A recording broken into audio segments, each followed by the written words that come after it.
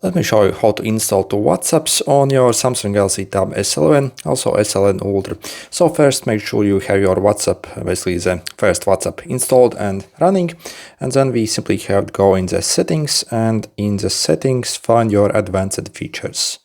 Okay, and you see you have this dual messenger function. If you open up this, this tablet can essentially install the second copy of WhatsApp. So yep, install it.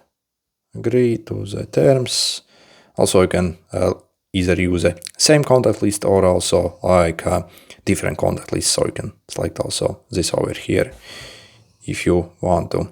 Okay, let's use regular. So you see turning it on. So you see it's installed, and if I check basically my apps list, so you see you have like WhatsApp number 2 and WhatsApp number 1. So you see once I launch it, it will ask the same setup over here.